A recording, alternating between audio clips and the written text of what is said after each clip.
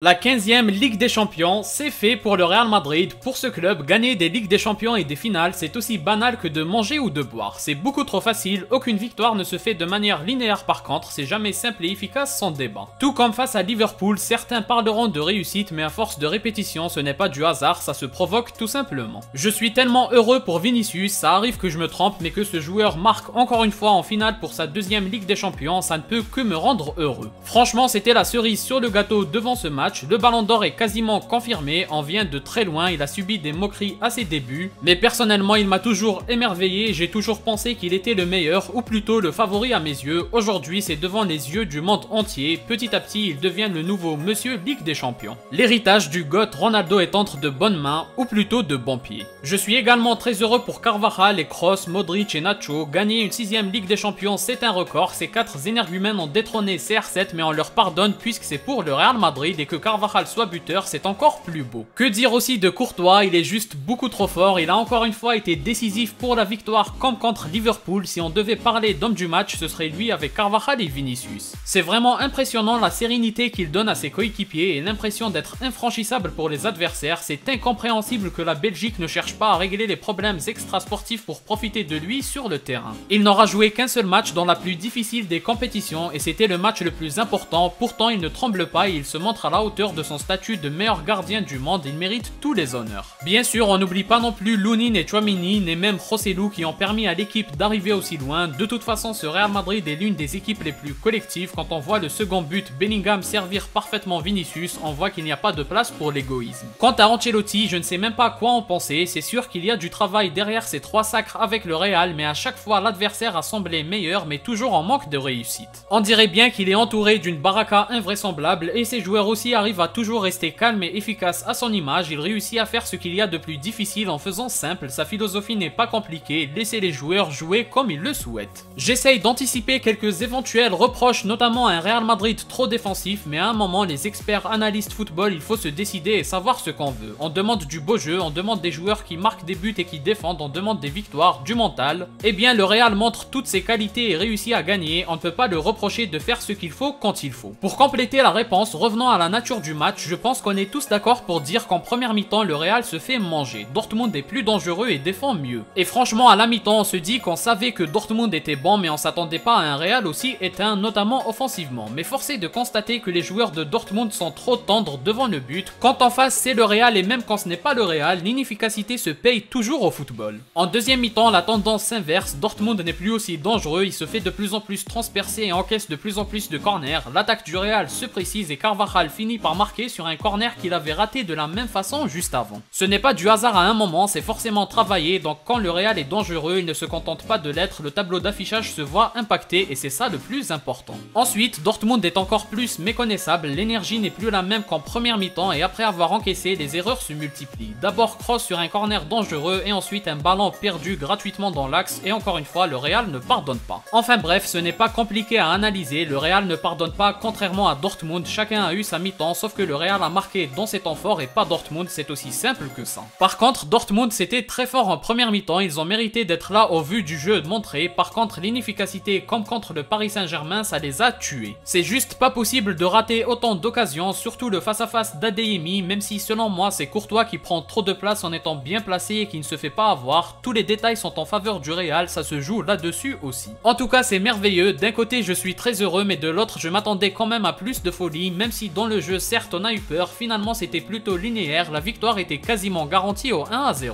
Surtout quand on voit que Dortmund panique beaucoup trop et justement quand on dit que le Real sait gérer quand ils sont derrière au score, on voit que c'est une qualité non négligeable. Malheureusement, force est de constater que depuis 3 ans, la Ligue des Champions se joue lors de la confrontation entre le Real Madrid et Manchester City, qu'ils se rencontrent en quart ou en demi-finale, c'est toujours le gagnant qui va jusqu'au bout, on aimerait qu'il y ait plus de concurrence pour avoir plus de saveur. Plus sérieusement, la saison se termine parfaitement, on dirait un remake de 2022, il y a beaucoup trop de similitudes, Vinicius devrait avoir son ballon d'or sans problème, Mbappé va devoir se surpasser mais on parlera de son cas très compliqué le moment venu. Son temps n'est pas encore arrivé, bref, bravo au Real Madrid, félicitations à Ancelotti et au nouveau recordman, comme d'habitude n'hésitez pas à donner votre avis en commentaire, si vous avez aimé laissez un like et abonnez-vous pour ne rien rater, partagez aussi la vidéo pour me soutenir, moi je vous dis à la prochaine, portez-vous bien.